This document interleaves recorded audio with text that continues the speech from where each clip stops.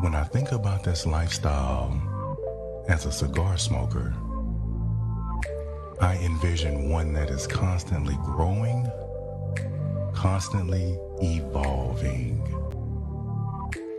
I envision a space with no boundaries, no limits. It's seamless. It is of my suggestion that 5 Stakes Investment Group, LLC, gives this culture and community a true experience. One that can stand on its own and last with longevity. That's the Garfinity Experience. The Garfinity Cigar Music Festival. Brought to you by 5 Stakes Investment Group.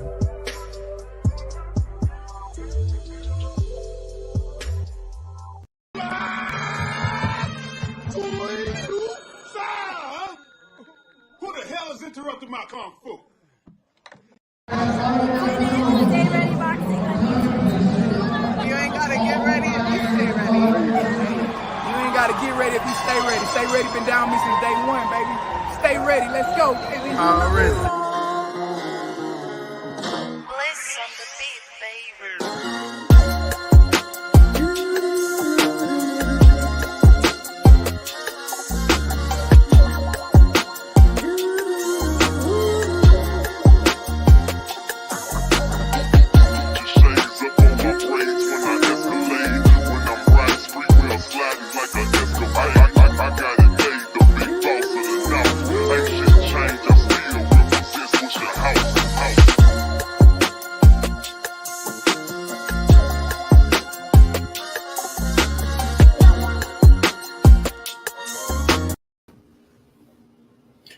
Did you miss me? What up, world? What up, Fight Family? It's your boy Mac with StayReadyBoxingTV coming at you with some news you can use and another episode of Ringside Views. What's going down, family? I see we got a couple of people in the building, but ain't nobody commented yet. I'm fine with that. I'm cool with that. But you know what I'm saying? I'm in the building. God damn. It's some nice nights out tonight. But you know what I'm saying? How everybody doing? Hope all is well. What up, Big Joe Towns? Oh, man, you know what I'm saying? I got that good old dog one. Had to smoke me a Habana today from Drew States. Say, man, my partner, he's actually he's a what you call it? He's a representative for Drew States. You know what I'm saying? Yeah, man. I've been smoking more of these lately. And I do like they cigars. I ain't gonna lie to you, you know what I'm saying? But what up with the world? What up, fam? What up, everybody? How everybody doing today? Yeah, I had to put on the background. You know what I'm saying? Houston Hardhead. I feel it. This is the Houston Hardhead Hour. I know my people gonna start falling in. I know they all over the place right now, but you know, they're gonna come through. Boy, Cadillac just slid through. He say he on the way. D Walker, what's up with it, man? Man, I just wanna. Damn, I'm sorry. I'm distracted because you know they put my apartment right in front of the pool, and we got like a resort pool, and y'all already know it's my candy over there, man. And they walking around and the sun's still out, like it feel good outside, man. I had to come outside. I was going to actually, because I was cooking. That's why I'm late. I was going to actually sit in the crib and smoke me one before I came outside. I mean, and do the show inside. And I was actually going to smoke a cigar in the crib, but I said, no, it's too good outside. Let me take my nigga ass outside and look around and see what I see, because I see a lot. Boy, I see a lot. So if I'm distracted during the show, y'all understand why. Y'all, it's that time of year. Y'all understand why. It's that fucking time of year. God damn. 2 pieces and sundresses. Lord have mercy. Y'all know I love a woman. Let me tell y'all something right now. One of my weaknesses is And I don't give a damn what nobody say. This is what I love. I don't give a damn. It's a black woman. Gotta be black though. Yeah, let me pin that. Let me pin that right now. Usual suspect 6.com. Y'all make sure y'all go tap in. But I love an all natural woman, like natural hair. They don't need all that makeup. You know what I'm saying? Cocoa butter skin, shea butter skin, and my nigga. Oh, they gotta have that. And if they wearing that sundress on a day like this and just walking, and that ass got that ass shaking like two pit bull puppies on a pillowcase. Oh my God! I swear to God, you got me. You got me. Ouch. You got me, bro. Yeah. It does look like Garchella at the pool. I ain't gonna lie to you. It look not so much all the way Garchella, but it's nice. Oh boy, it's nice joke, big joke. Hey, I know you're gonna be there this year though. I know for a fact you're gonna be there this year. And we linking this time. We're gonna be there whole weekend. We turned up. I'm talking about turned up, lit. How the youngsters said we're gonna be lit. You know what I'm saying? Let me pin this goddamn hold on, let me pin this goddamn comment. That ain't my goddamn page, no goddamn way. Hold on, motherfucker.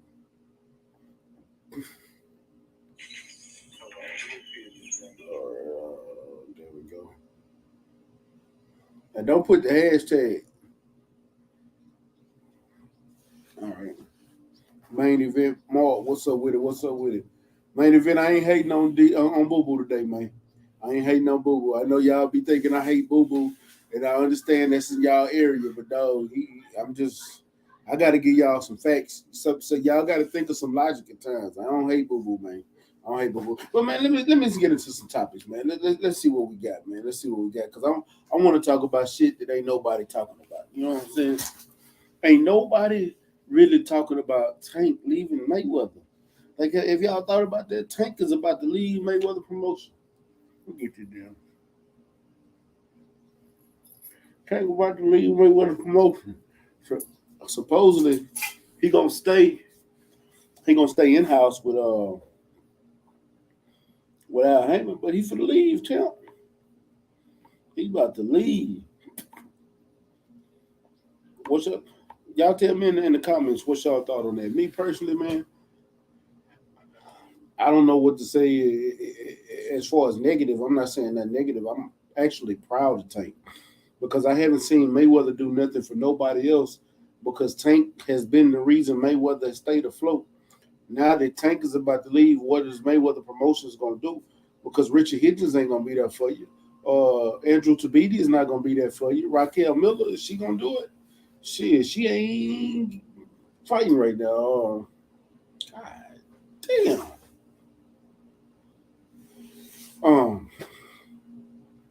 Fuck. Maybe I was wrong. Maybe I shouldn't have came out here and did the goddamn show. But I'm gonna stay up here. I'm gonna weather the storm. I'm gonna weather the storm. Y'all know me. I'm a strong brother. I stay ready. You know what I'm talking about. I'm a strong black man. But Rolly's not gonna carry Mayweather Promotions. Brandon Lee. Brandon Lee not gonna carry Mayweather Promotions. Now, Mayweather do like my homeboy Darwin, and I wouldn't be surprised if they tried to sign Darwin because Darwin is a monster. I wouldn't be surprised if they tried to sign some of these up and coming fighters like my homeboy Quentin Randall. They probably gonna go out and start looking for some dogs. Hell, they might try to sign some of the existing fighters that's already on the Al Hammond banner to try to move them wrong. But I don't see them actually doing anything to stay afloat in this boxing game. You know what I'm saying? I'm trying to think of a name they got on their roster, but I can't even think of one person that's gonna help keep Mayweather Promotions afloat. Shout out to that boy. If a copy of Mr. Shelton, you're weird as fuck. Number 52. You already know. I ain't gonna, you know what I'm saying. But yeah. Big Joe Tanner said it must be a whole lot of jelly and jam about the boy. It's a bunch of honey buns. Ass like what? I just saw one had an ass like $100 honey bun. My nigga, I ain't gonna lie to you. What's up with the Supreme Beast Boxing? Let me focus on boxing, man. What's up with the Supreme? Shit, you know what I'm saying? Booty. That's what I like up. This shit, Lord. Booty. You know what I'm saying? Shit. Well, matter of fact, let me speak it in Islamic text, Arabic. Hamdallah, mashallah. Shit. Booty. Yeah, man. Yeah, man. Have mercy. But man, Tank leaving Mayweather Promotions. Man, what's your thought? He leaving? I believe he is. I think he is. I think he done. Man, look, man. If Tank got his business, if he ready to put his business hat on, then I'm with it. But if he gonna let another nigga fuck him around, then that nigga need to stay with Floyd, man. Well, who gonna fuck him? He going to Al. No, I'm just saying, that's what I'm saying. If he got his business mind on, he got his business hat on, he gonna take care of business like how Al needs you to do. Because Al will put you in the room with all the money. You gotta make your connection. You know what I'm saying?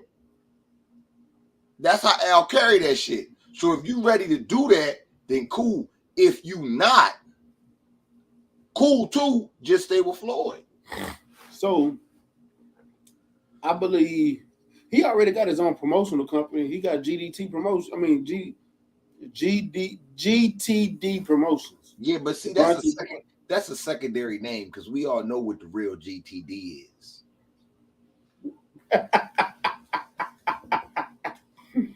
Hey man, you need to go ahead and make that a regular clip. I think we all need to make that on our channel. Got the draws down. For real, for real.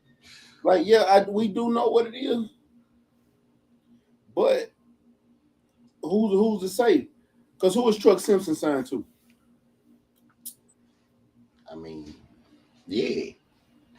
Like I said, if he got potential to be just as good, if not better than Devin Haney Promotions, Takeover Promotions, fucking what's Ryan Garcia shit? You know what I'm saying? Little Spoon Promotions. Does he even have one? But see, that's what I'm saying. So he got, but Ryan don't got his business right neither. But yeah, Tank, if he gonna do the business, I'm all for that shit. He got star written all over him. We already know that. You know what I'm saying? So he can do it, but you can also fuck yourself up trying to do this shit though. Stay ready. You don't act like when you gamble on yourself, you can lose. So look, I'm gonna tell you why I believe Tank is right. Tank got a fighter up on his banner called Stacy Shelby. Hold on. I'm trying to look at his promoter. Look at it because he got fighters signed up on him. So let me see. I'm putting up his roster right now. No. Oh, that's Golden Boy. I was going to say, ain't no fucking way, boy. I saw some names and I'm like, ain't no way they signed the Tank.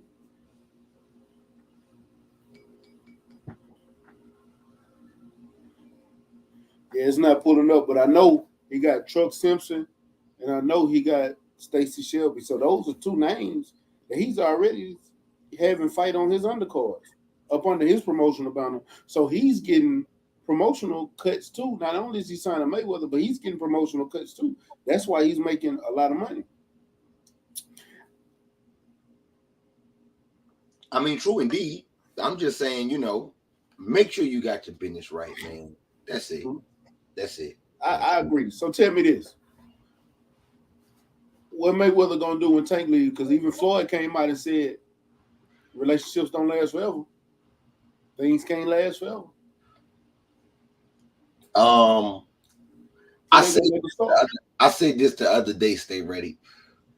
I don't know what fighter he gonna get, right? I don't know, right? But I can tell you this from me. If Floyd loses Tank and motherfucking builds and creates another one, he's a bad motherfucker. Straight up and down, ain't no talking no bad shit about Floyd no more. No, none of that. You know what I'm saying? He is the truth when it come to building fighters. No doubt. If he make another because he did it with himself, but you know, nigga, that's you. You know what I'm saying? He took his blueprint and he did it with Tank. Oh, nigga, Tank just good. Right? No. You do it a third time, use a bad motherfucker, and everybody need to respect Floyd.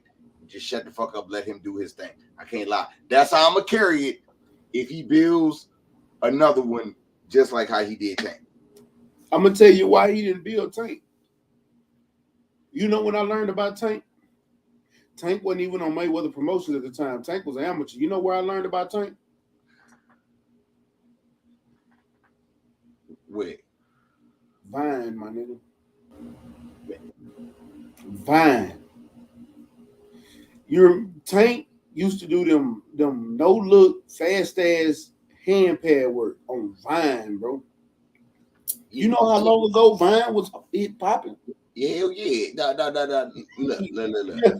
I didn't went viral on Vine. I had a bunch of followers on Vine. Matter of fact, we had a Vine meet here in Houston. I was a part of that whole Vine community. I learned about Tank on Vine, bro. Then when he signed to Mayweather, I was like, bet. I said, the dude going pro, I'm finna start looking out for him. I started seeing him on Floyd undercards, but he was on the undercard. My nigga was fighting in the daytime with no audience. That's how long I've been watching Tank. Tank was already a star. Tank had already had shitload of followers before he went pro. He was already a star in the making just off of his personality and the way he marketed himself as an amateur. Floyd just took what he already had and just put his fame on top of it and blew Tank up. So he took a star, made him a bigger star, but didn't make him a superstar. Tank has the potential to become a superstar now because from what I'm hearing, Tank said he wants the winner of Kambosas, Devin Haney. Taking that fight puts you in superstar status. I understand that. I understand those things. Stay ready. I'm not saying that Tank was nothing and Floyd, you know what I'm saying, created the nigga. Nah. Floyd took that nigga Tank to some heights and put him in black homes. Yeah.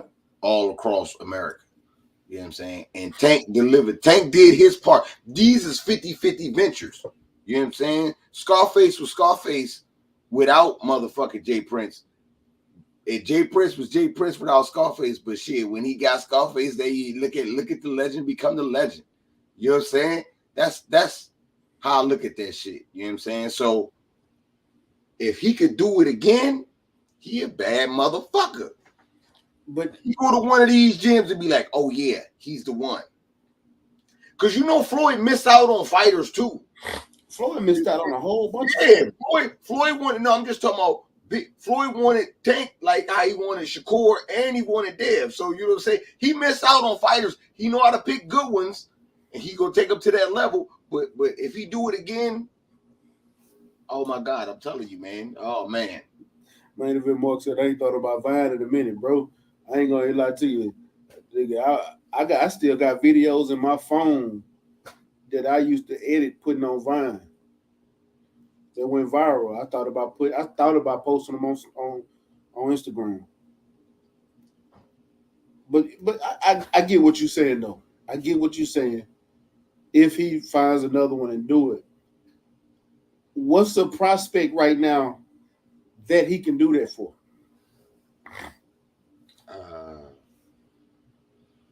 Shit, I don't know. What you think about Oshaki?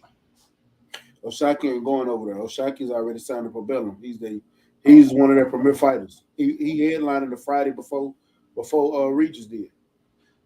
And he's about to fight for a title.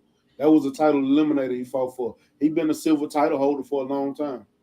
See, it's kind of hard, you know what I'm saying? Because I don't know who need what. But I could tell you, after Wednesday, I might have a motherfucking answer for you. Ha! Fuck no. I already talked to homie. He not going nowhere. Shit, man. They get to throwing money. They're throwing the zeros around. Stay ready. You know what I'm saying? And you still got to be a part of it. You know what I'm saying? Like, hey, whoa. I'm going. Hey, whatever decision my homie makes, I'm gonna ride with him regardless. Yeah, they building right. Like I said, if they building right, you know what I'm saying? If they planning on, because you know all those things. I mean, you know, it's a lot into all that shit, man. You know what I'm saying? It's a lot that go in all that. But I think I ain't saying Floyd can't do it. I ain't saying he can't. I'm just saying if he do, stay ready, man. I don't know who it's gonna be. You know what I'm saying? Because he gonna go get somebody that's you know what I'm saying, not a lot of motherfuckers know about. You know what I'm saying? So I don't know, but we gonna find out though. Yeah, you're right. You definitely right. We gonna find out.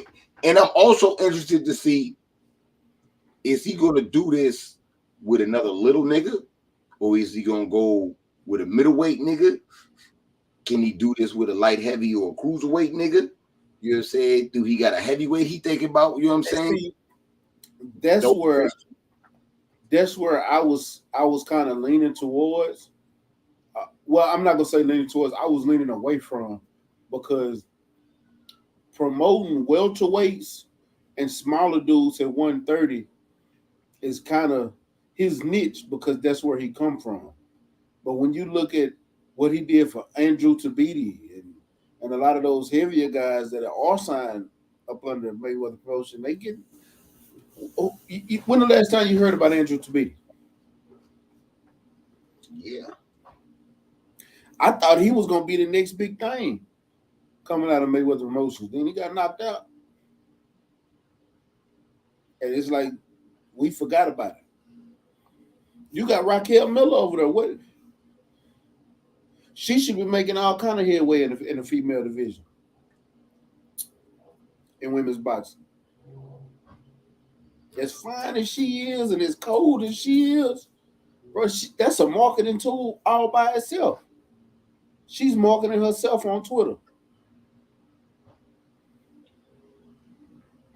I'm just looking at it like, as a promotional, you can't put all your eggs in one fighter. Even Bob Arum don't do that. Much as we hate Bob Arum promoted. He ain't good at promoting black fighters, but he's pushing Oscar Valdez, Shakur Stevenson. He was pushing Lomachenko. Now he was pushing Fury. He was pushing Jose Ramirez. And shit, he got fighters he been pushing with. Eddie Hearn. You see how Eddie Hearn promote? Eddie Hearn gonna make all his fighters feel like they A-side. All the way from Josh Warmington, all from Demetrius Andrade, all the way to goddamn Anthony Joshua. Even though he done pushed Andrade, but he made people think he the shit. I told Mark, I ain't gonna hate on Demetrius Andrade. I ain't gonna hate on Andrade. Leave him alone. But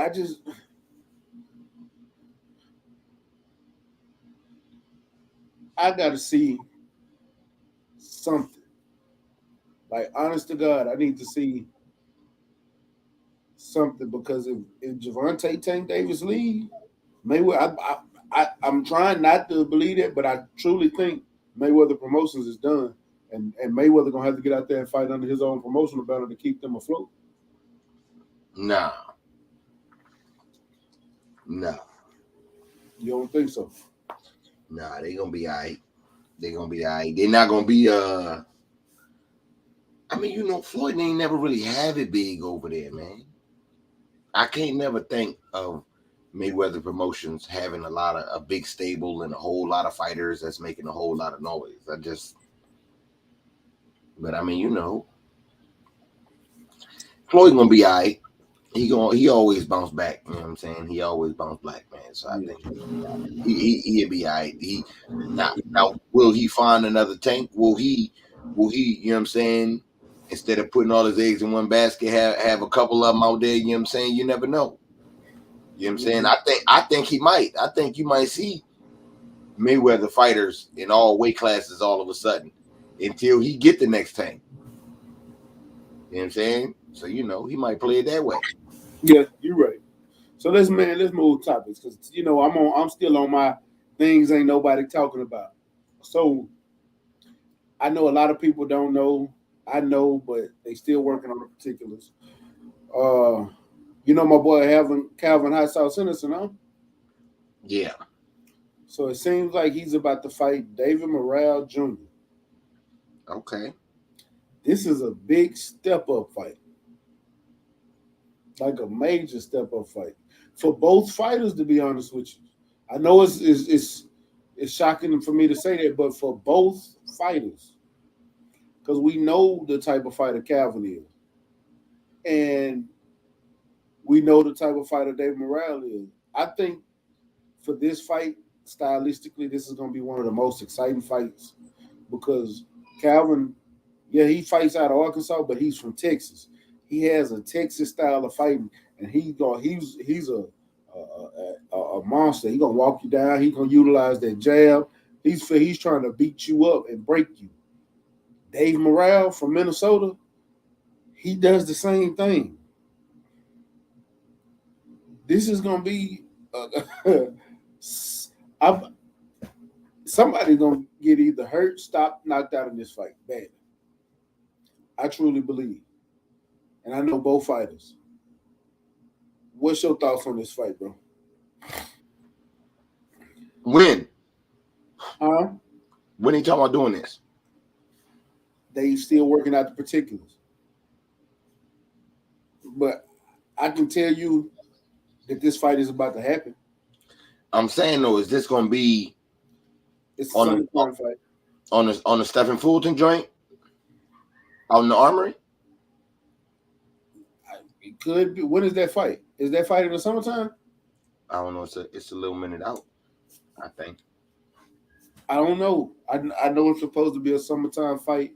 And last time, didn't Dave Morrell didn't he 168 Mark? Didn't he? What's up with the junior? What's up with the scene boxing? Appreciate everybody coming in. Wasn't Dave Morrell, didn't he headline that fight in Minnesota you was at? Mm-hmm. So shit, it's a possibility.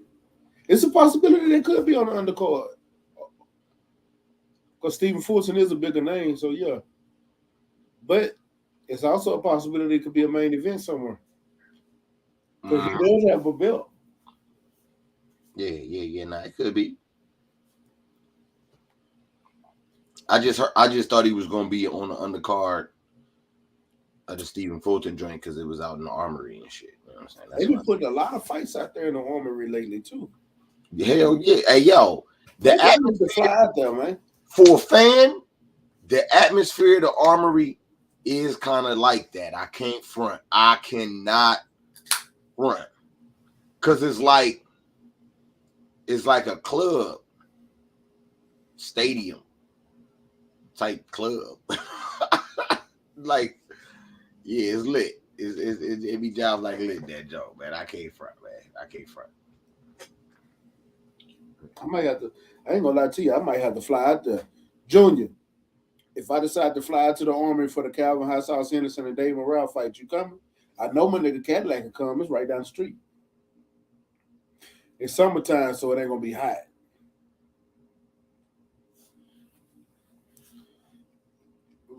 You know what I'm saying? So I might try. I ain't gonna lie to you. Once Brody hit me up and give me all the particulars, I might try to go and make that fight happen, man. I mean, I might try to go out to that fight. That could be a birthday present for myself. Summertime. My birthday in May, but it's probably gonna be past that. And just say fuck it and just fly out to Minnesota. I ain't never been to Minnesota. Give me a reason to go out there. Same reason I went to Philly. First time going to Philly, I went for a fight. I'll do it again. I'll fucking do it again. Do you think it's an interesting fight, though? All in all?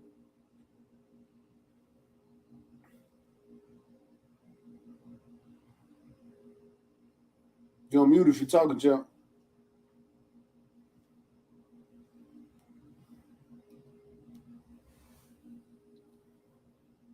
Okay, like the one on mute on me. But look, I do think that's gonna be an interesting fight. I'm proud of my brother. Getting a lot of these. He's starting to get more recognition, even though he lost that Showbox fight. That was a close fight, and he got a major opportunity after that fight to fight for a title now, a major title. He's ranked number 10 in the WBA right now. So to see him step up in competition, I'm proud of him. I'm really proud of him. I'm bringing him on. Once everything is everything, I'm gonna bring him on for an interview.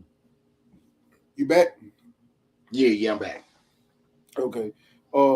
What's your thoughts on the fight as a whole? Do you think this is going to be an interesting and a good fight? Shit, I hope so. Shit, I'm hoping Texas bring the win back. Fuck you mean? Arkansas in the house, you know what I'm saying? Texas can't stand up around this motherfucker. You know what I'm saying? The Dubs area too. You know I'm rude, and it's crazy, bro. It's crazy because I'm rooting for my nigga because that's like my partner. I'm rooting for him, no matter what. And they fight out of Houston with Ronnie Shields, so it's like it's crazy. It's crazy. But y'all know I'm rooting for Hot Sauce. It's one of my first interviews. It's funny how I met Hot Sauce. I used to talk to his wife's best friend. Oh, okay. And she introduced me to him. So that's how I met him. Like it's crazy. And we've been cool ever since, locked in. That's the homie. That's what's up, though. But let's get back to this boxing, man. We ain't gonna talk about all the sentimental bullshit. Look, we watched that fight. I'm not gonna play no Crow video. I'm not gonna do it. But I just want to get in more depth in this. And because you said something on your channel today that made me decide to make this topic. My boy, New Fat Boy Fitness, goddamn, Naptown in the building. Kyron, Alexis, salute to you, King. Appreciate you coming through. Man, look, check this out. You said Terrell Goucher is a B+ level fighter, and Tim Tszyu passed that test to make him an A-level fighter. But let me ask you something. If he's an A-level fighter, who are all the A-level fighters? I know in Jamel Charlo. Mm-hmm. Who are your other A-level fighters? Jerry Hurd.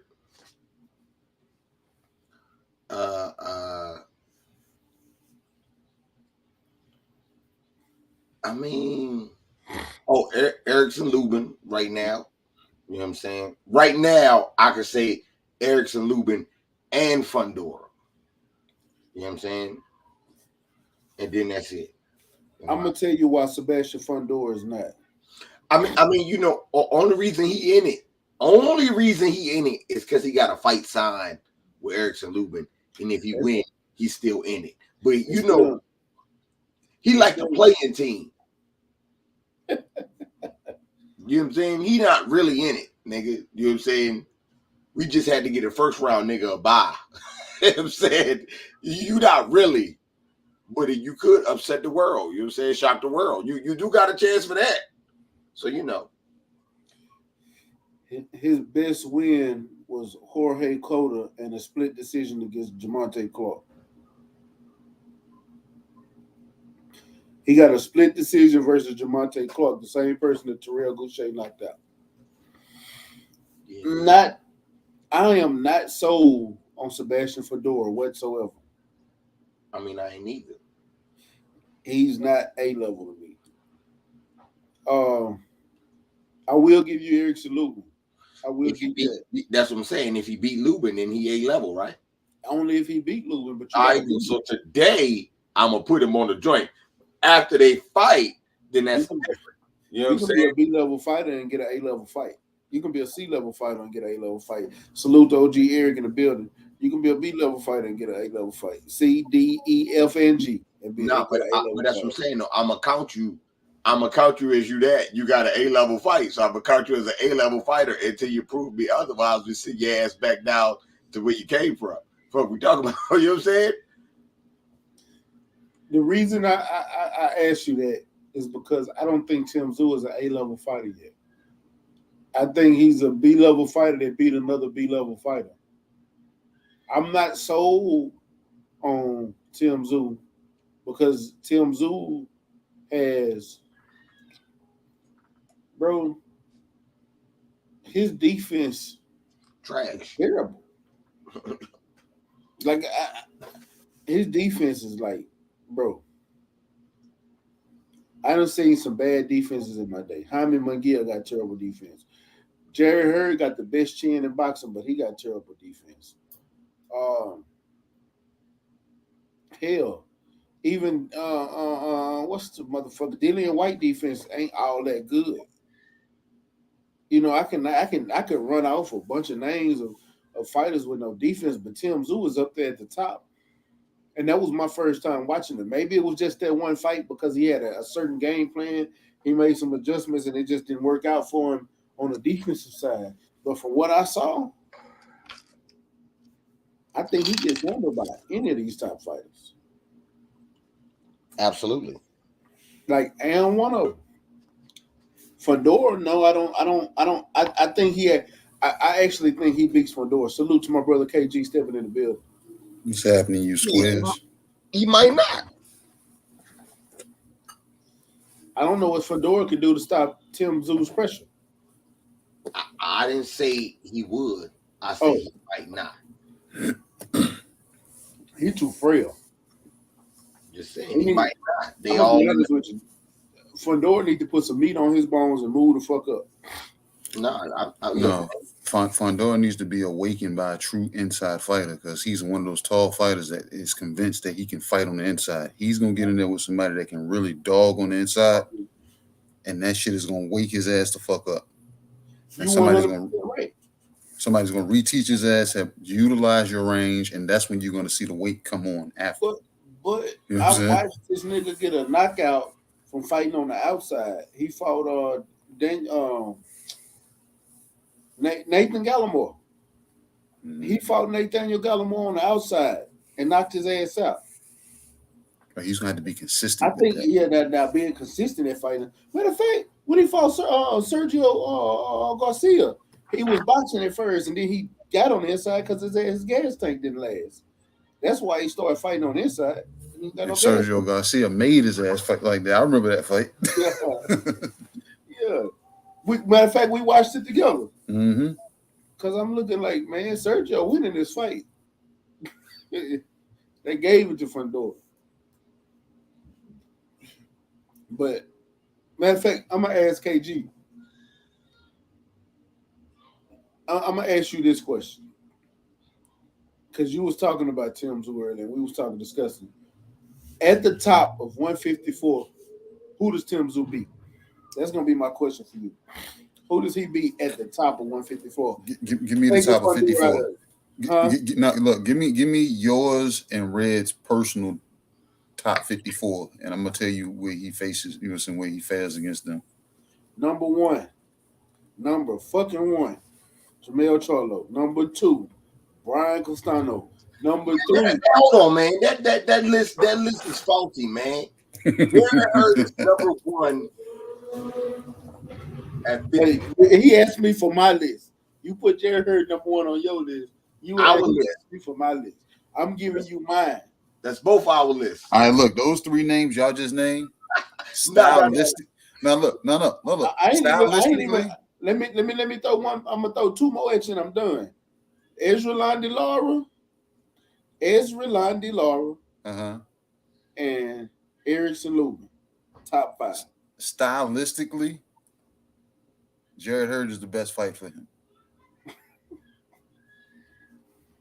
Stylistically, because he's not going to be there.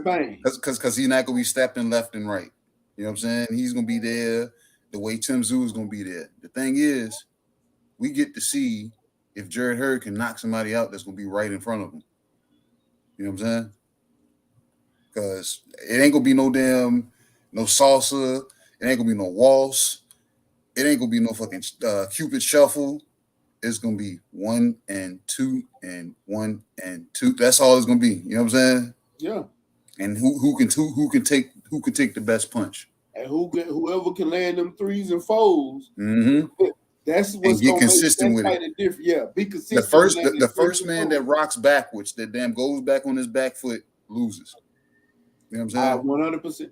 I ain't gonna say. Well, I take this. I'm not gonna say the first one. I'm gonna say because I can see one between them two. I can see one of them backing up, but I can also see them going lasting that round, going back to the corner and making an adjustment and pushing the other fighter back. It all depends. That fight really gonna depend on coaching. That and then, like you said, we're going to get to see the Tim Tszyu that we hear people ranting and raving about. We get to see the Jared Hurd that fucking gonna Cadillac Red love so much. You know what I'm saying? Because and we're gonna have to give the flowers to the corner, like you said, because it's gonna be based on those adjustments. But can the fighter be able to make those transitions? You know what I'm saying? Because it ain't gonna be no huge adjustment. It's gonna be subtle shit. You know what I'm saying? It's gonna be one thing I can say that I love about Jared Hurd, what makes the difference between them two, is Jared Hurd got a consistent uppercut that he's gonna throw. Mm-hmm. He is gonna throw it, whether it's to the body or to the chin. You just got to know the difference when he throws them punches on the body movement. But is Tim Tszyu IQ gonna allow? Does he have the IQ to see that? Or will he get overly drunk the fact that he has somebody right in front of him? That, you know what I'm saying? You'll blow your load doing that too. I got a target in front of me and I can hit it. Jared Hurd, we seen this motherfucker. He can take some shit. The only thing, every time I've seen Jared Hurd drop, Jared Hurd get dropped with punches at the punch. Mm-hmm. He's throwing something serious, and he done dropped his guard, and he got caught at the punch. It's never he got caught with something. I didn't see him get caught with punches he don't see and keep walking them shits down like he did Andrew Lara, like he did Austin Trout, like he did Tony Harris. But when he fought J-Rock countered him with a punch at the same time he was throwing a punch, and he fell backwards, and that was his first time falling, and he kind of was shocked and got. That's how he lost that fight. Now, let's put Arizona Lara in there with Tim Tszyu. I feel sorry for Tim Tszyu. If we can get a flash of Lara from yesteryear when he still had legs, I'm going with Lara all damn day. Yeah, give me the Lara and the Brian Castano fight. But this Lara now, he ain't got the legs like he used to, so he's having to fight. He's having to stay and fight, and that ain't detrimental to them, you know what I'm saying, his aging career. I'm going to be right back. Yeah, that is not detrimental to his aging career, you know what I'm saying? So I can't really see it faring well for Lara at this stage in his career because, like I said, with him being older, he already doesn't, you know what I'm saying, pack the most punch. It's gonna be hard. It's not gonna be on the level of a Goucher fight, but it's gonna be to the point that he's gonna have to try to keep Tim Tszyu off of him because that relentlessness, he's gonna be pressing forward on Lara, especially when he loses the respect for Lara's power. So I don't know, man. We up for some shit. You on here, Red? Yeah. Give me a second though. 1,000. 1 Mississippi. I gave you the second.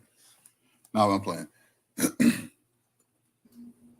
turning my. There you go. I was about to turn my camera off. You got me out here just butt naked. No, I had to turn this light on. Okay. But yeah, I agree with you on the Lara stance because he don't have the legs on. Lara done got older. Mm-hmm. But Lara, even in that last fight, matter of fact, who did Lara fight last? I got to look that up.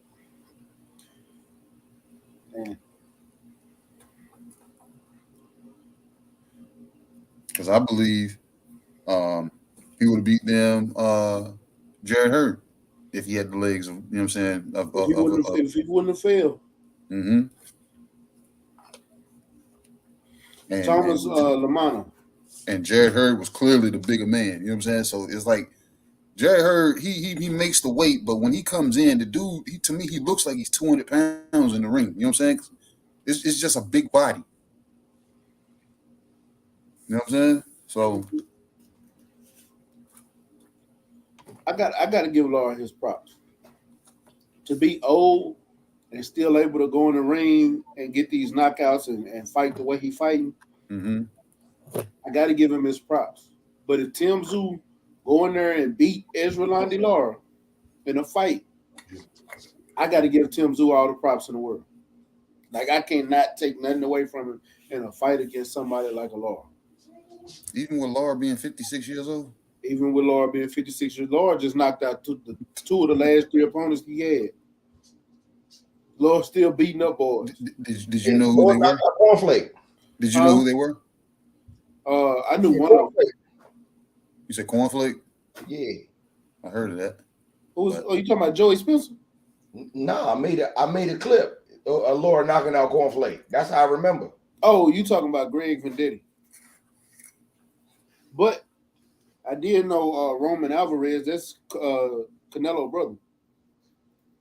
Knocked his ass out. Everybody beats up on Cotto's brother. It's just like damn Not Miguel. Cotto. I mean, Canelo. Yes, same thing. I think I said it right. They beat up on Canelo's brother. They beat up on Cotto's brother. Cotto's brother get beat up and Canelo's brother. They get beat up, man. Yeah. Both of them get beat up. So, now, what was the other 2 names? You said Charlo and Lubin. Lubin to give fucking damn Tim Tszyu that work, but he's gonna catch hell damn doing it. He will. You know what? This is something I'll say about that Lubin. Ever since Lubin got knocked out by Charlo, he hasn't been the engaging type fighter he used to be. But he still is dangerous with his power and the way that he boxes. Because he don't box going backwards. He can box on his back foot because Terrell Goucher was pushing him back, but he was catching Goucher. But the thing that he was doing, he was just moving with the fighter, stepping to the side, doing subtle movements and catching them. I think that's what will help him beat Tim Tszyu. And then you got Brian Castano. Feel sorry, I'm not gonna lie to you. If Tim Tszyu decided to get in the ring with Brian Castano, I feel sorry for him. I think Castano brings it out of him. I think Charlo gets too drunk off the fact that he has a target to hit, and I see an injury happen. Like, I don't want to wish that, but I see him hurting a hand or something. You know what I'm saying? Because he gonna be like, man, this motherfucker's too easy to hit, and he gonna catch him on the forehead. He gonna end up catching him on the forehead and end up then breaking a monocapo. You know what I'm saying? Straight break across the daggone third knuckle. You know what I'm saying? But it's a possibility, but I see one thing about Charlo's a sharpshooter. So I see too many openings that Charlo takes against Tim Tszyu. I don't see Tim Tszyu lasting past 5 rounds with Charlo. That's why I see the break happening. If he makes it past 5 and Charlo then feels the need, oh shit, I can still hit this one. And it's bink, broken hand. Yeah, he do got a chin. What's up with the BMTB Trill Wheel? I see y'all in the building. I see that shit. But Castano, we seen what Castano brought out of Charlo. Yeah. And that was a Charlo that y'all said wasn't fully trained, wasn't fully focused, but at the same time, he got to spin the block and they're going to go see this man again. You know what I'm saying? So I believe Castano will bring something out of Tim Tszyu or send his ass back to Australia. And you know how on the cartoons they show Australia upside down? That type of time. Tim Tszyu called out Charlo too. At the end of that fight. Mm-hmm. Do you think he ready for that? Bro, that's a long fucking trip, man. I gotta be ready. Yeah. I age fucking damn 6 to 9 months between here and Australia trying to get there. So I gotta be ready, because if I go out there, bitch, and daggone them, try to set something up and try to come back, I gotta be fucking ready, man. And if I ain't ready, goddamn it, then that's a long call. Remember that 1-800-collect? That's a long ass call. So I'm ready. Okay. And like I said, Charlo will get too drunk into the fact that hey, I can hit this motherfucker anytime I want to. And Tim Tszyu gonna put his head down at the wrong time one time, broken daggone, you know what I'm saying? Break his damn hand. I'm gonna tell you the difference between that, because Charlo like to throw uppercuts too. He put that head down. He gonna catch one right to the motherfucking chin. And that's right, when a broken hand gonna happen, and then Charlo gonna be on the shelf for any daggone top contending fight that we want him in, and we gonna be like, we did all this shit fucking around with Tim Tszyu. If he beat Castano in this fight, which I think he is, I'm just saying, I want to see him fight Tim Tszyu next. No, that's like a step down. Now you're telling him to step backwards. You think Tim Tszyu warrants a damn title fight, an undisputed damn title fight? He's the WBO the mandatory right now. Are they going to be the first ones to jump off the porch to call for it, or is the WBA or you know what I'm saying, IBF or anybody, you know what I'm saying, IBO, all them motherfuckers going to jump off and say, hey, we got Mando. Right now, Tim Tszyu was supposed to fight Castano for the mandatory slot, but they went ahead and made this fight.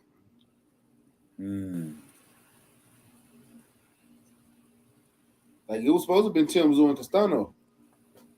Well, the kid already got his introduction to the U.S. You know what I'm saying? Come on back. Charlo be waiting for you. You know what I'm saying? Because like I said, after he didn't take care of Castano, because that first Castano fight, that was I think that was the best Castano we was gonna get. I believe so. You know what I'm saying? He trained himself to the point that now he's on the shelf as far as an injury, because he was trying to supersede what he tried to do the first fight.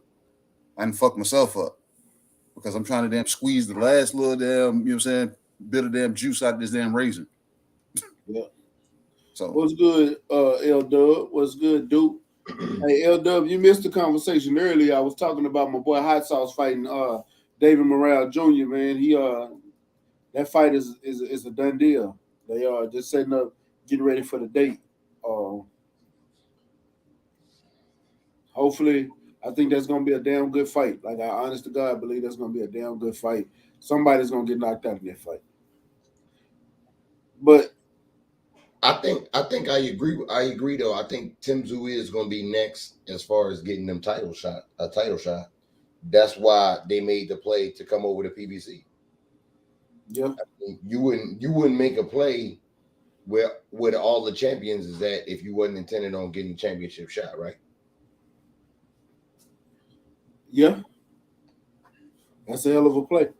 So, yeah, Al Heyman promised him something.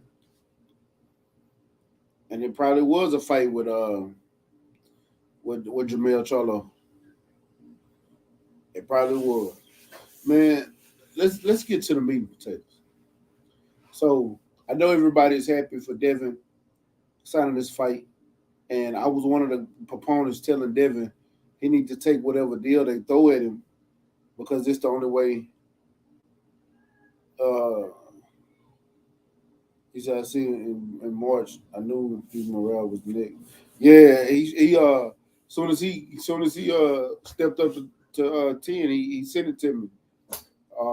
But I'm not gonna lie to y'all. I don't know if I actually like that contract that he signed, because it's a 3-fight deal. Supposedly. It's 2 fights with a rematch clause with George Kambosas and a Loma fight after that. I don't get it wrong. Like, I do want to see him fight Loma and Kambosas, but it's the way I'm hearing the wording is that win, lose, or draw, the rematch is going to be in Australia as well, and he got to fight. The winner got to fight Lomachenko. But I think if he has the titles, it should be on his terms.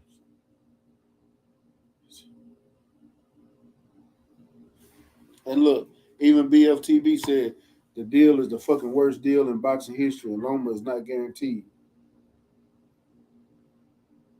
BFT, matter of fact, BFTB, hold on, bro. Shit. Drop my fucking phone. You out here dropping shit? What you drop, man? I dropped my phone. Oh, thought you dropped the daggone cigar and the damn orange juice. Oh, hell no. Oh, that ain't orange juice. It's that ain't orange juice.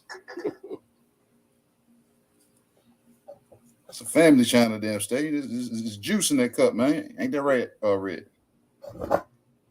Oh, this ain't the family channel. That's Absolutely not. You supposed to agree with me, Red. You my co-host, right?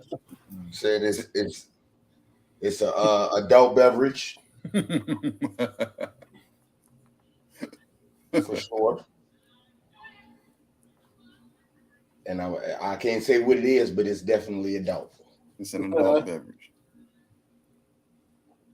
But the odd fellas in the building. What's up with it, odd fella? I know what it is. Your baby, you won't say the odd fella. You know what I mean? tried to say that Tim Zoo conversation for you, man. I tried to. Yeah, we dragged it out a little bit. Yeah, I did. Because I knew you was coming. But I'm gonna go ahead and ask you one time while before we get into this Devin Haney combo. BFTB, I need you to come on. I want you to talk about this contract. I need to understand this contract. This deal, bro. But I don't like this contract, man. I don't. But who does Tim Zoo beat? I mean, first off, who is your definition of A-level fighters at 154? And out of the A-level fighters, who does Tim Zoo beat?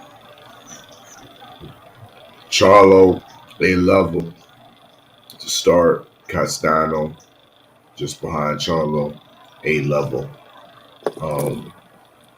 Erickson Lubin, A-level competition. And Jared Hurd. Exactly. Yo, you didn't have to interrupt me. I was going to say Jared Hurd next, my nigga. I'm not going to leave him out. You know what I mean? He's a former champion. He's still formidable. I would still love that's a 50-50 fight in my estimation, Tim Zoo and Jared Hurd. But yeah, that's where he should be at. You know what I mean? At the end of the day, 154, PBC runs it. You know what I mean? 154 to 160. So it was a good business move in his sense. You know what I mean? Once again, I said this on earlier on the Beltway. He had all the chance to just go to the Duck Zone, go over the match room, sign with Golden Boy, and stay in Australia and do the 55,000 seat stadium fights and fight mediocre competition. He ain't do that. He's coming for all the smoke, and he took to me, a decent, you know what I mean, more than decent American debut in Terrell Boucher. Now, it ain't my fault that Terrell Boucher was a little bit overly hyped, and some of the peoples went with him. You know what I mean? But I still think Tim Zoo in that performance, it wasn't his best performance. I think the best is still ahead of him. He still has some filling out to do. He's still reaching the ceiling, being that he's 27 years old. Like you said earlier, he's been a WBO mandatory. He the one that stepped out of the way to make the undisputed fight happen. He could have been a fly in the ointment and demanded that Castano fight from the get-go without PBC. So you're seeing the man's merit and you're seeing the man's heart, and it seems like, yeah, he wants to smoke. Can't hate on that. Now that I do agree with you on that. He has it's the smoke. He wants all the smoke. It's just that he got to get. How can I say it? He got to get some defense. I can't look too much into that fight. That one fight. Yeah. You know what I mean? Because it's like, do we have that same energy for what's the Tower Inferno? Because he's overly hyped on the PBC. And he don't have nowhere near the resume Timothy Zoo does. You want me to tell you? that motherfucker's trash. I say it right here. Yeah, he trash. And he's gonna get knocked out by Eric Chalupa. What's up with my brother, the grave digger, BFTV? What's up with it, bro? Hey, before you get started, why BFTV always look like he riding in a circle?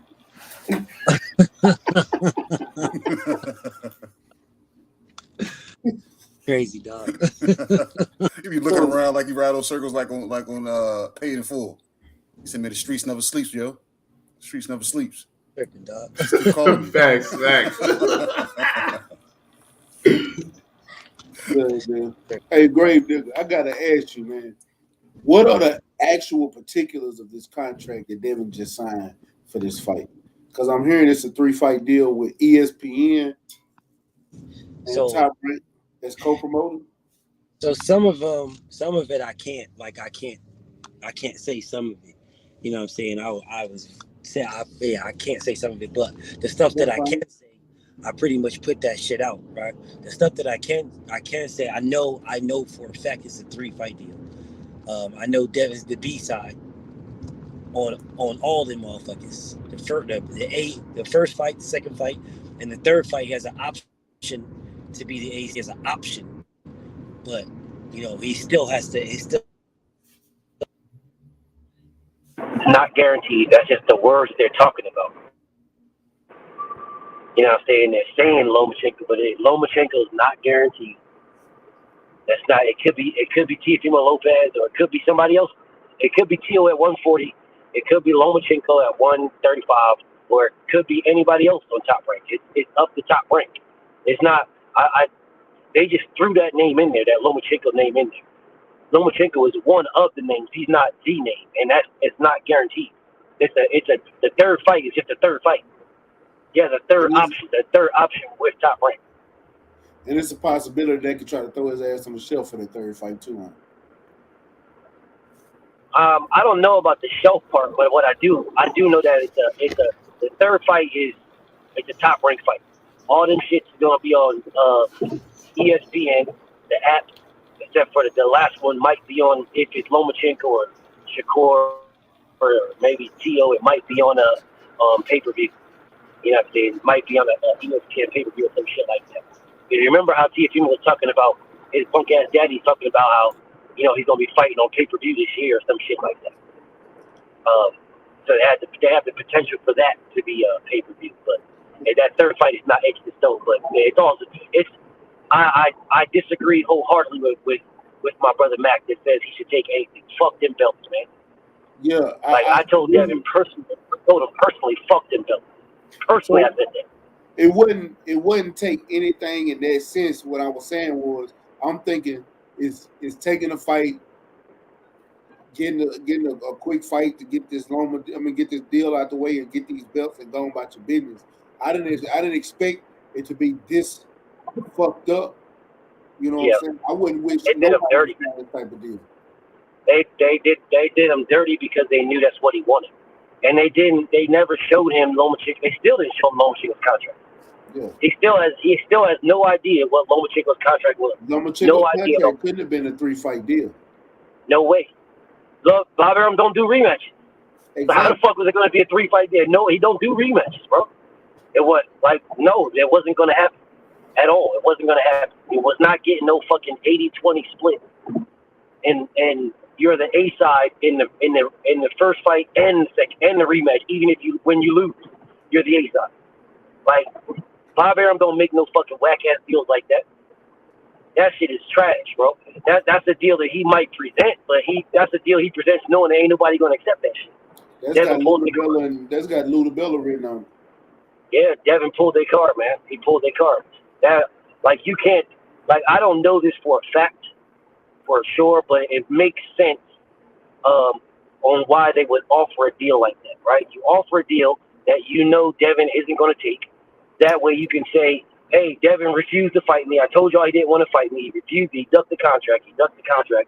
Then you can go fight some fucking bum in Australia, right? And then you can fight Ryan Garcia next. Another Ludabella tie with whatever the fuck. That seemed like the logical step to me. I present Devin with an offer that he's not going to accept. That way I can save face in the world view to say, hey, look, I offered him a deal and he turned it down. We don't got to tell them the details. You know, just say I offered him a deal and that's it. So everybody can shit on Dev for turning it down. You know, now you pick it up, Kambosas, he's eating off Dev's name because Devin turned down a bullshit contract. Then he fights a fucking bum in a home fight, beats him, and then fights Ryan Garcia next. That's the step. To me, that's what makes logical sense to me. Yeah. But Devin pulled their card. And at the same time, Tank want the winner of that fight. Man, Tank is going to be ordered to fight. Matter of fact, they already ordered him to fight. It's not that he wants it. It's his fight. Yeah, that's his fight. The problem with it, was that. I mean, I know the WBA ordered it, but Devin has 3 fights with Top Rank. That third fight is not going to be no Tank Davis. Yeah. So Devin is taking that. So he has 3 fights. He don't got a fucking choice. He's got 3 fights. He signed for 3 fights. Right? So now you get undisputed. You defend undisputed. Then you fight some fucking whoever the fuck that they want you to fight, and he gets stripped of the WBA strap. And then Tank fights somebody for the vacant WBA strap. My question is. They never fight each other. My question is, because I disagree. This might not be the greatest deal, you know what I mean? But it gets the fight done, and all parties are still, in my opinion, are still getting paid handsomely. Hell no. Devin not getting paid like that, bro. Devin is making $1 million for this fight, fella. A what? Devin is making almost $3 to $4 million less than what he made to fight Jojo Diaz. Devin is making. However, we're still talking in $1 million. We're still talking multiple millions of dollars. We are, King. And that's definitely above my pay grade. So I digress from that. You know what I mean? But at the same token, I like to remind everybody on this panel that yes, it may have not been the best fiscal move in the immediate future, but long term, who runs 135 right now? You know what I mean? Since this is sold up, all the belts are with Top Rank. You know what I mean? Anyone that's looking like an ass is Eddie Hearn because he's sitting out. You know what I mean? Outside now. 140, Top Rank.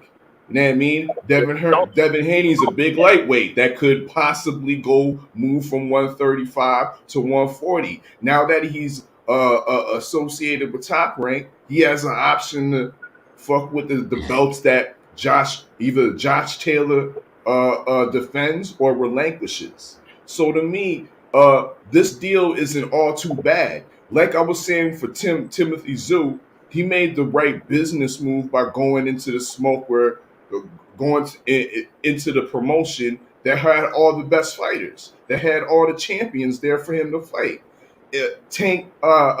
Devin Haney is essentially doing the same thing. All the smoke, all the belts at 135 are tied up with Top Rank, and 140 they tied up with Top Rank. They got a bunch of fighters at 135 and 140 on Top Rank.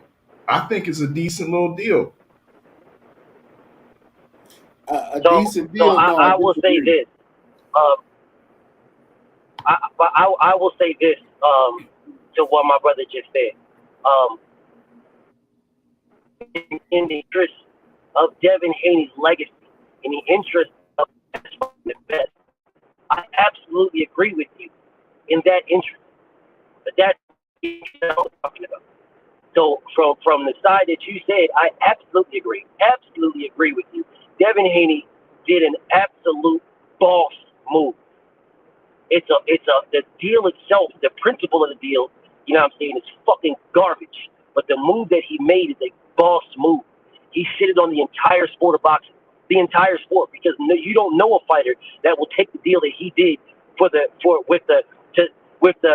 bet on himself like he bet on himself. There ain't no fighter in the sport of boxing, none, and y'all know who I rock with. There is no fighter in the sport of boxing that would take the deal that he just took. You're the B side as the undisputed champion. You're the B side, and you own it. So you're fighting both fights. Where in Australia, and the third fight, you still got a third option. Nobody's taking that, and you're the B side on all of them. Ain't nobody taking that, bro. Nobody. And you're taking less money than what you took in a voluntary. What you took in it, your voluntary against Linares, and your mandatory against Jojo Diaz. You're taking less money for undisputed in 2 fights. Nah, bro. Nobody's taking that. Nobody's doing that deal. You know what I'm saying? Nobody. But what he's doing, to my brother Oddfellas' point, is he's doing what Floyd Mayweather did on steroids. Floyd Mayweather fought Oscar La Hoya and took that less bit of money. He still made $25 million. Devin's making $2 million. You know what I'm saying? He's making $2 million for this, and it's undisputed. And he's going to be the king of the division when beating this man. Floyd got $25 million to fight Oscar De La Hoya. The B side ever again. You know what I'm saying? So in that respect, I understand it. Well, let me take that back. Devin may never be the B side ever again. He more than likely might end up being the B side against Ken Davis if they fight. You know what I'm saying? He more than likely might end up being the B side. But he's still doing what Floyd Mayweather did on steroids. So if you look at it from that aspect, in the best fight, in the best aspect, in the legacy aspect, if you're looking at it like that, Devin is winning. He's winning. But he's the only one doing shit like that in this day and age in the sport of boxing. Ain't nobody else doing that shit. Niggas is making sure they secure the bag. You know what I'm saying? Smartly and rightfully so, they secure the bag because you never know what's going to happen. Devin Haney is taking, he's taking such a fucking risk. He's traveling, he's doing something ain't nobody doing. No one. Not your favorite or not your hated. He can do that at his age, though. And it's great that he's doing that at his age. Right. I feel you with that aspect of doing it at his age, but you also got to understand that Devin Haney right now, Devin Haney being Devin Haney, like dominating fashion and beating these guys and barely losing any rounds, you know, that's towards him. You know what I'm saying? Us as diehards, we know a loss don't mean shit. We know that. Right? We know that. The problem is that's not this day and age. That's not this day and age. Devin is taking a risk. He's taking such a risk of getting robbed or anything. Mm-hmm. You know what I'm saying? He's taking more of a risk than anybody, bro. Anybody, but no one in the sport of boxing is taking a risk that he just took. BFTB, let me add on to that because you right on point with this one and bringing up Mayweather as well. You know what I mean? Because it's like we like to compare Devin Haney a lot to Mayweather in the sense of betting on yourself. Yeah. But fuck that, bro. Devin Haney's doing more, dog. You know what I mean? Because the last time I checked, Mayweather wasn't leaving Vegas. You know what I mean? For nothing, bro. Facts. And I told y'all earlier today on my live. Tip my hat to Devin Haney. Straight up, man. Yeah, because if you want to make the comparison of what Devin's doing right now, it would be Floyd Mayweather fighting Kell Brook after he beat Manny Pacquiao for undisputed in Wembley, which he did not do. He didn't do that. And that fight would have been gigantic. It'd have been the equivalent to Earl Spence going over to England. It would have been bigger. It would have been bigger. But let me finish. It's been the equivalent to Earl Spence going to England and fighting Kell Brook. Also having to fight Kell Brook again after he beat Kell Brook in England, and then having to fight another matchroom fighter in England after. It would have been bigger. Nah, it would have been bigger. It would have been bigger. It wouldn't have been. That's not the equivalent. And let me tell you why it's not the equivalent. Because they both would have been undefeated. Yeah. Kell Brook was undefeated. Kell Brook was the undefeated IBF champion. He had not fought Golovkin yet. He was undefeated. Yeah. This wasn't not lost in welterweight. No, this was an undefeated number 3 ranked Kell Brook behind Manny Pacquiao. So after Manny Pacquiao fell down, he was ranked number 2 behind Floyd.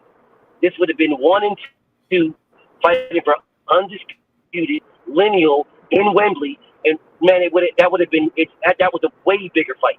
Floyd Mayweather traveling to UK to fight in Wembley, way bigger than Errol Spence fighting him. And he didn't do it. and it was there for him to do it. It would have been the equivalent would have been Floyd Mayweather going to UK to fight Kel. BFTB froze on us. Hold up, I broke up right there. I got a call. It would have been the equivalent to Floyd Mayweather going to the UK to fight Kell Brook and being the B-side for Undisputed. It would have been the equivalent of that.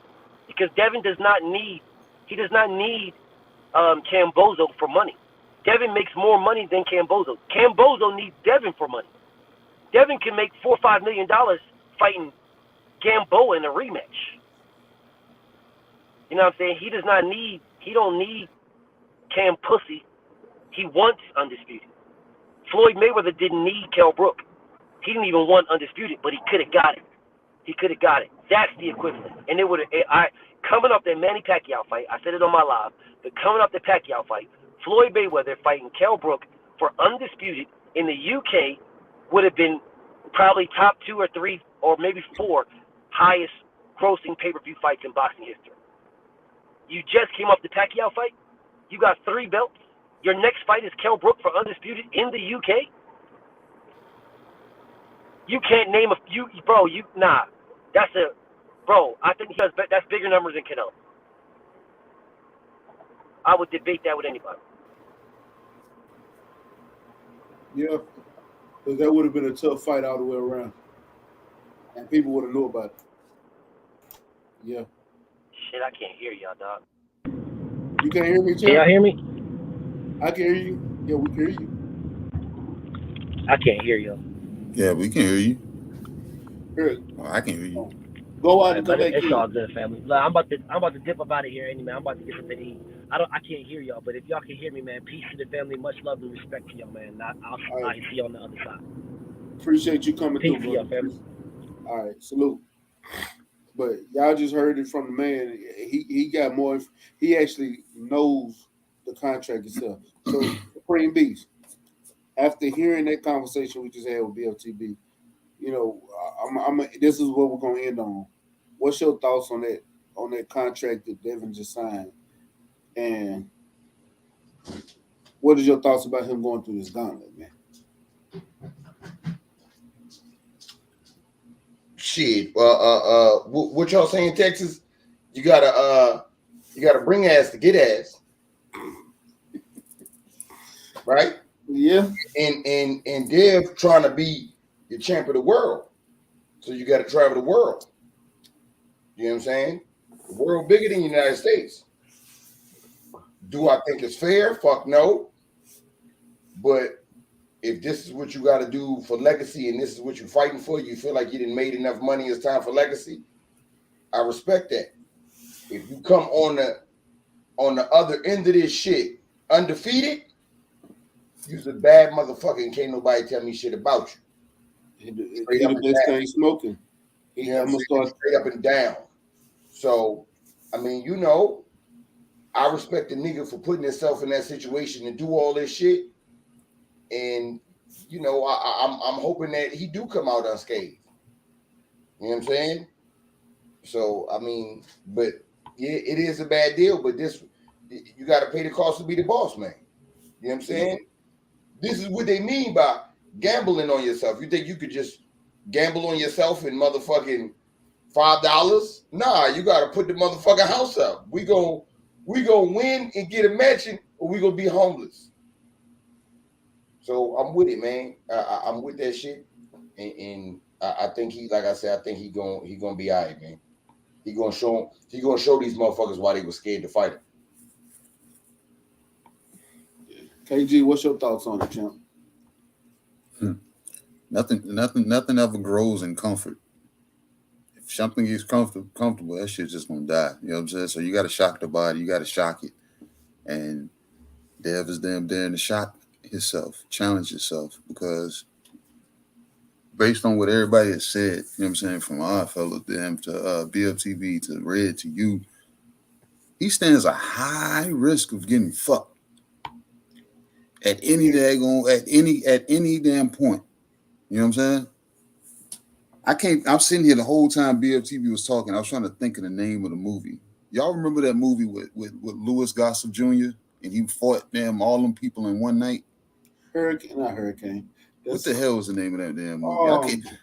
I can't, you know what I'm saying? It was in some hick town, and you know what I'm saying? And he had to fight damn like 20 damn guys in one night. That's what it seems like, you know what I'm saying? And every damn time he thought damn it was at the end, it was some loophole that will pop up and say, oh, well, what about this guy? This guy's a resident. You got to fight this guy too. So, you know what I'm saying? It's kind of like what they're doing with damn Dev right now. You know what I'm saying? And like BFTV also said, who would damn put themselves through that? And I said, at his age, he's able to do it. And him and his team have probably sat down and said, hey, why the fuck we in this? We can make money. We already know how to fucking daggone generate fucking daggone the bag. You know what I'm saying? You know what? Put ourselves in pole position where we fucking daggone fucking can damn dictate the fucking daggone the landscape at that point. Right now, we making the bag, but we can't fucking damn move the needle like we really want to. So, you know what? Let's go ahead and regain a whole damn arsenal of hardware. Matter of fact, let's clean this bitch up and damn go undisputed. And watch how motherfuckers they can't fucking avoid it because everybody's going to have to fucking talk about me. They're going to have to then. Not just the diehards. It's going to be the fucking casuals. They're going to be screaming for it. They're going to be like, damn, who the fuck is Devin Haney if they didn't know before? Yeah, they're going to have to So yeah, he's going to run. He's running himself, and I understand that. He couldn't do that shit if he was like, because Tank is the oldest out of all of them, right? I think that would be it would be a harder task for Tank to do. Dev right now, not even 25 yet. Yes. Run the marathon, young man. You know what I'm saying? And then be daggone labeled at the pinnacle of greatness when it's time to damn hang it up. With a damn long list. You can be like, man, I've been doing this since I was look, I was undisputed at fucking 20. Well, how old is he right now? 23? 24? 24. I'm undisputed at 24 years old. You know what I'm saying? That's what I did. I'm able to say that at 40 years old. I'll be 40 years old, you know what I'm saying? And looking back, I wasn't undisputed there when everybody was there trying to damn avoid me. Everybody. Nobody wanted no smoke with me. Nobody wanted to damn fuck with me. So I dare gonna say, know what? I took a risk on myself. I rolled the dice and said, know what? I'm gonna bet a call on myself instead of a put. And watch what I do. Devin Haney's 23. By the way. 23 years old. You see what I'm saying? The Guardian. You're right. That's the movie. That is the movie. So yeah, that shit, man. Yeah. Me and my pops has taught me how to go generate the bag, man. And that's gonna come. You know what I'm saying?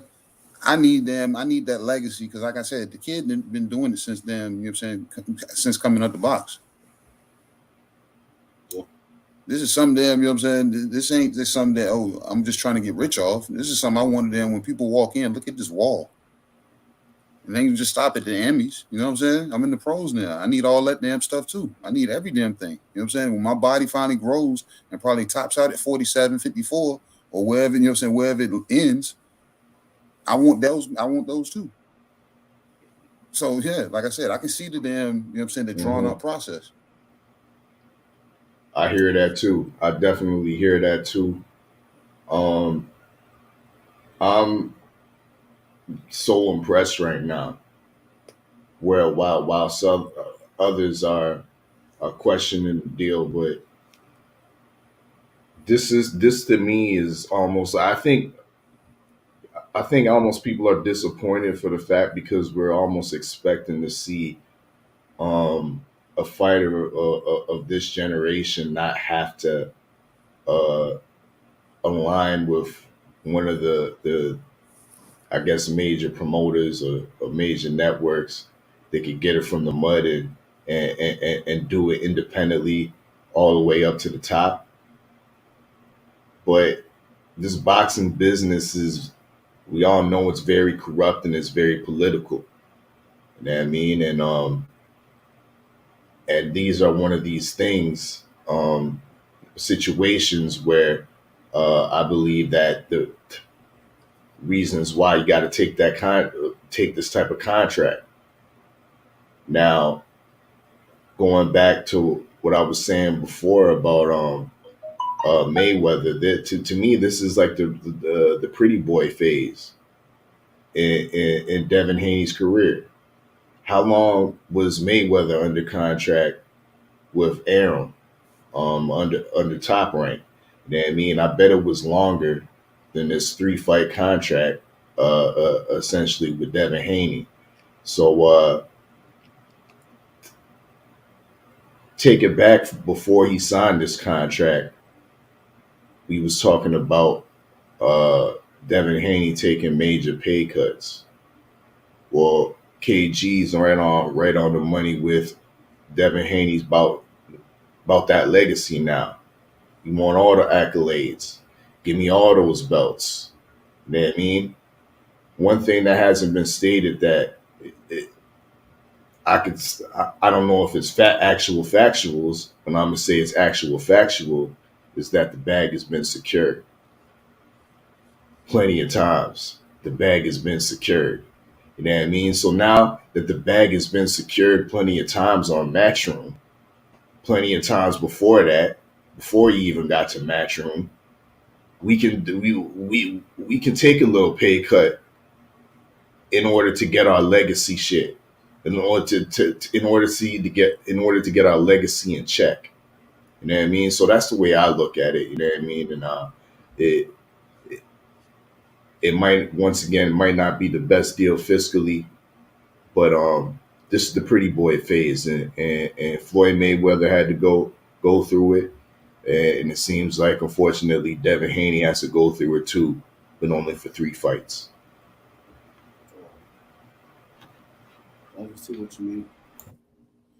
I'm gonna say this before we get up out of here. I hate that Devin has to go through this as a fighter, because this is a gauntlet. It's not like he's going to. If he was going over there for 1 fight, then yeah, the rematch is on my turn. The rematch is on my terms. Yeah, I wouldn't have a problem with none of that. But the fact that he has to go through this type of gauntlet is the bothersome to me, because it makes me feel like the fuck is in, and he has to go in here and dominate. I'm not even gonna lie to y'all. I'm gonna tell y'all something I did. I called Blu-ray, and I said, Blu-ray, tell me you didn't hear from Bill Haney or somebody, because I need Devin to go in here and knock this motherfucker out, because that's gonna be a way to set yourself apart. Going this fight and knocking this motherfucker out and getting him the fuck out of here. And that way, when it comes to the rematch, it's easy peasy, because the motherfucker gonna fight timid, thinking that you're gonna try to knock him out and you just gonna box the fuck out of him and beat him to a pulp. But I really want Devin to knock his ass out, so we can go and get past all this bullshit.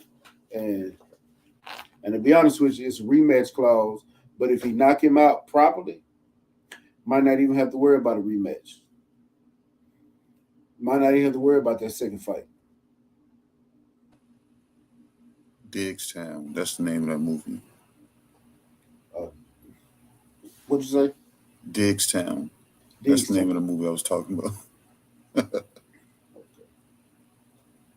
Man.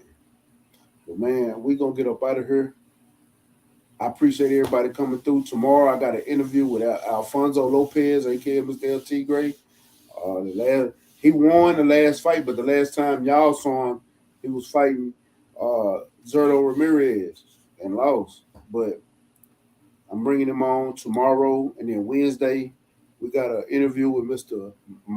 Mike Angeletti out of New Orleans, but fight out of Houston, Texas. And if the brothers want to come in and do the interviews with me, y'all more than welcome, because y'all know 503 is not going to be here this week. And I know Red already said he going to come through with me on these interviews. Y'all brothers are more than welcome if y'all want to talk to the fighters, because LT Gray is going after this Bridget belt. So with that being said, Go ahead and close out the show. KG, go on, give me your last words. Tell them how to follow you and what everything Supreme Beast Boxing Talk got, bro. Shit, man. You know what I'm saying? Shout out to the chat. You know what I'm saying? Shout out to my boy Stay Ready, because it look like he got the wheels back turning. You know what I'm saying? He's kind of consistent with this damn Ringside Views on Mondays now. So, okay, I guess we got to jump on with that. So, my name ain't on the screen, but my name is K_. You know what I'm saying? The fellas still call me KG. One half of Supreme Beast Boxing Talk. Me and my boy Cadillac Red, Monday, Wednesdays, and Fridays, 4:15 Eastern Standard Time. Shit, when I get the red, they gonna say the rest. You know what I'm saying? But you know what I'm saying? If y'all confused, man, you know what I'm saying? It's both of them. KG, K_. Everybody on this motherfucker know me. I'm only know why I'm damn talking like this. Everybody in the chat right now, they know who the fuck I am. They know what the fuck going on. Know what's going on. Supreme Beast, man. Give me your last words, my brother. Yeah, man, another good one, man. I was in and out, you know what I'm saying, the little one talking all kinds of shit behind the scenes. Y'all ain't hear none of it. Y'all ain't hear him crying, but he was going in. You know what I'm saying?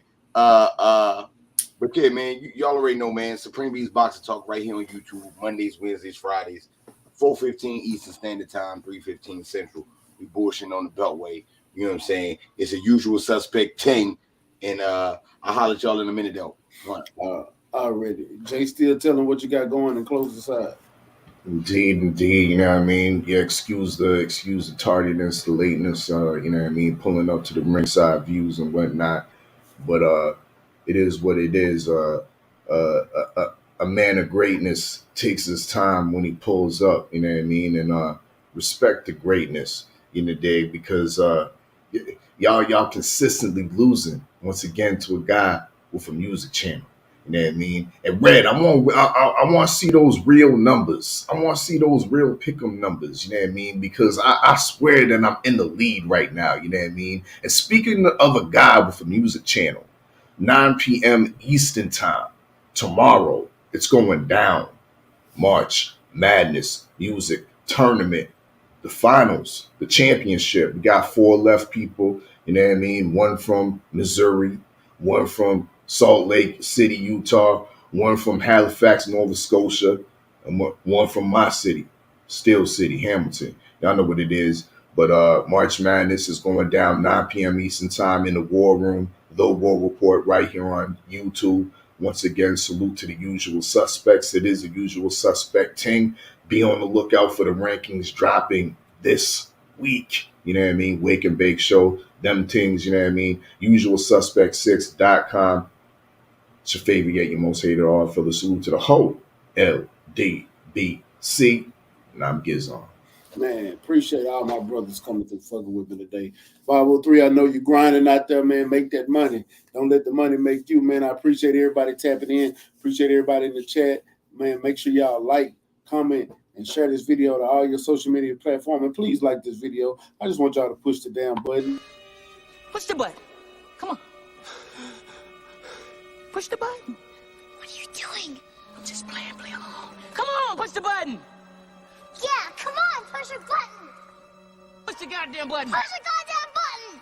Yeah, push that like button, man. Help out with the algorithm. Let people find this channel, man. And y'all know what it is. Your boy Mac with Stay Ready Boxing TV. You ain't got to get ready if you stay ready, man. Peace. When I think about this lifestyle as a cigar smoker, I envision one that is constantly growing, constantly evolving. I envision a space with no boundaries, no limits. It's seamless. It is of my suggestion that 5 Stakes Investment Group LLC gives this culture and community a true experience. One that can stand on its own and last with longevity. That's the Garfinity Experience. The Garfinity Cigar Music Festival. Brought to you by 5 Stakes Investment Group. And follow my boy, Stay Ready Boxer. He's the best. Let's go, champ. You ain't gotta get ready to stay ready. You ain't gotta get ready to stay ready. Hey, you ain't gotta get ready to stay ready. I'm all about business, somewhere in the trenches. Moving weight, I'm on my 24-hour fitness. I don't need a witness, moving with the quickness. Was off the porch when you was on the playground benches. Block bleeding, smoking trees, eyes Chinese. High speed, singing every lick walking by me. I'm sticking to the code like a Siamese. Twin Glocks on me, shoot 'em up like some IVs. Pushing flour, test me and you'll be pushing flowers. Smoking sour in the kitchen when it's cooking hours.